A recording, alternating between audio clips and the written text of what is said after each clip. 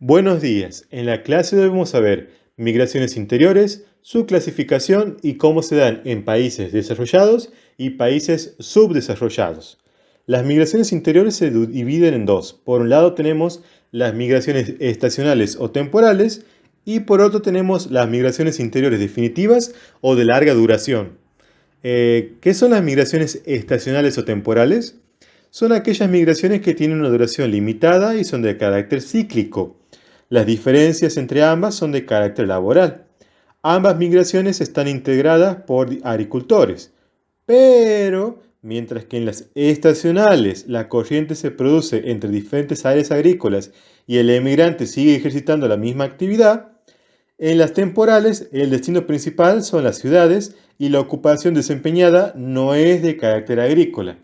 Si son docentes rurales, profesores rurales, van a estar muy familiarizados con este concepto, con este tema, porque va a haber ciertas épocas, si se está tanto en la primaria como en la secundaria, en que los estudiantes van a faltar por un largo periodo de tiempo, porque van a ayudar al campo, a la familia con las ovejas, con las cabras, con las vacas, o van a trabajar a campos ajenos para hacer dinero para la familia, sobre todo en época de cosechas, y se da mucho esto sobre todo en el norte de Argentina se nota más. Y por eso a veces hay que como que modificar la currícula. Bueno, ya veremos en futuros videos cuando veamos educación rural. Es hora de estacional. Personas que son del campo y trabajan en su campo o en otro campo o que tienen tarea agrícola y se van a hacer otras tareas agrícolas. Y en campo temporales a veces son gente que es del campo, que gente que es ruralidad, gente que es de trabajar en la ganadería, en la agricultura, que por X o Y razón se van a la ciudad y porque ha habido una oferta de trabajo. Por ejemplo, hay personas que en ciertas épocas del año trabajan en el campo con la agricultura, la ganadería o en época de cosecha y otra época consiguen trabajo en diferentes cadenas hoteleras y trabajan de mozos, trabajan en la cocina, trabajan limpiando, en fin, diferentes trabajos que también pueden ser tener en cuenta temporales, o sea, personas de que son del campo, ruralidad, o que se dedican a la agricultura y la ganadería, que se van a la ciudad y no trabajan de campo, sino que trabajan, por ejemplo, en cadena de hoteles, en diferentes franquicias de comida rápida, a veces trabajan también de cadetes, trabajan de remiseros, en fin, trabajos que no tienen que ver con lo que están capacitados la labor que están acostumbrados a realizar. Y después tenemos las migraciones interiores definitivas o de larga duración, que se subdividen en cuatro categorías. Tenemos los movimientos de unas zonas rurales a otras, por la puesta en explotación de espacio, unos trabajos de colonización u otra actividad similar. Después tenemos movimientos del campo a la ciudad, el éxodo rural y la urbanización. Después tenemos movimientos entre zonas urbanas, entre las pequeñas y medianas ciudades a las grandes, o entre ciudades con función minera o industrial en beneficio de terciarios, o sea, trabajos de oficina. Y después tenemos movimiento de las ciudades, zonas rurales inmediatas. Se trata de un proceso de descentralización urbana que caracteriza al no menos decisivo de la suburbanización. Esto lo vamos a explicar mejor cuando veamos geografía urbana y rural. Por el momento digamos que las migraciones interiores definitivas o de larga duración es cuando uno se va de una zona rural a otra, uno se va del campo a la ciudad, uno se va de una ciudad urbana que es industrial a otra ciudad en la que va a trabajar en oficina, o en el caso de que uno vive en la ciudad, pero por la contaminación, el embotellamiento, etc., decide mudarse a las afueras o ir a trabajar a un pueblito para estar mejor, más tranquilo, menos embotellamiento por decisión propia, o porque ha conseguido para trabajo en estancia, o porque le alcanzó la vida de la ciudad y quiere trabajar con la agricultura y la ganadería. Esos serían básicamente los ejemplos. ¿Cómo se da esto en los países desarrollados? Dice, las migraciones estacionales o temporales, características de las sociedades agrarias, han desaparecido prácticamente en el mundo industrializado, al igual que el éxodo rural. Eso sí, fueron movimientos muy importantes en Europa y Estados Unidos durante el siglo XIX. En contraposición, los otros tipos de movimientos internos, la suburbanización y las migraciones interurbanas, adquieren una notable intensidad en casi todos los países, pero especialmente en los más desarrollados, sea Inglaterra, Alemania y Estados Unidos. Las personas jubiladas suelen desplazarse a zonas privilegiadas por sus condiciones climáticas o paisajísticas.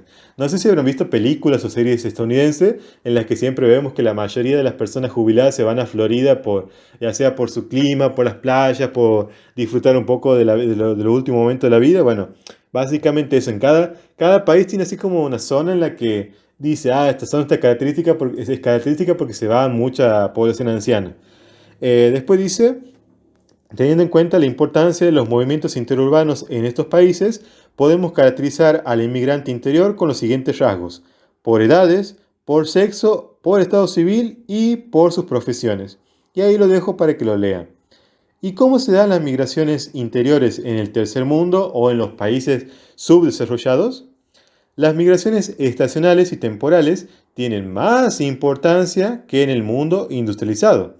A veces están originadas, por las labores agrícolas que demandan en determinadas épocas del año, es decir, la recolección, una gran mano de obra suplementaria. Otras por ciertos trabajos urbanos como construcción, comercio, servicios, que tienen también sus periodos de punta. Sobre todo, por ejemplo, hay zonas en las que el turismo es en una época y como que hay gran trabajo para hoteles, teatros, ya sea para limpieza, ya sea para coordinación, ya sea en la cocina, etcétera, y que en temporada baja no hay trabajo de eso, entonces la gente se va. Por ejemplo, Mar del Plata.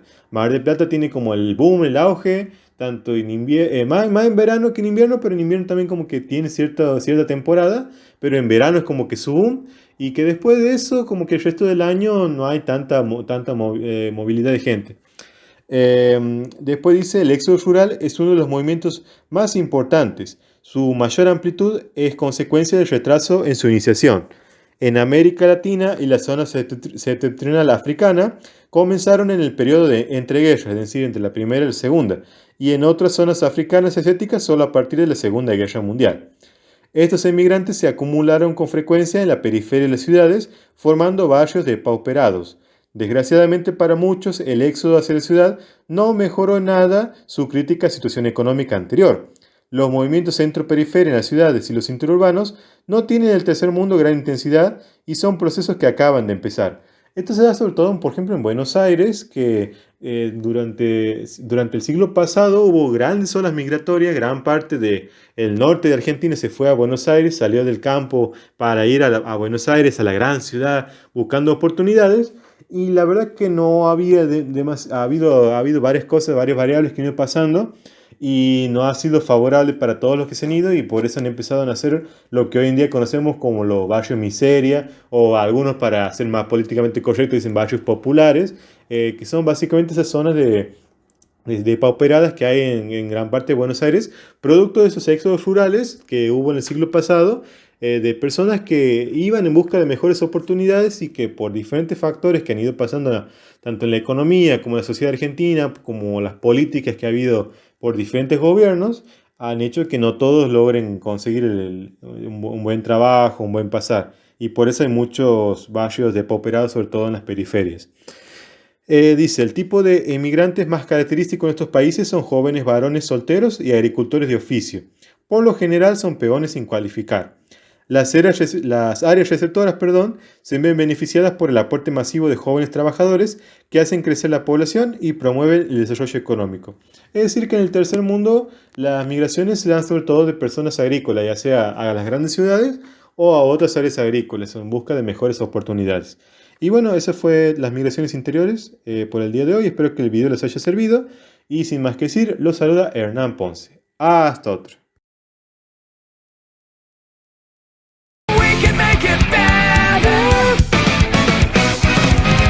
Together we can show the world what we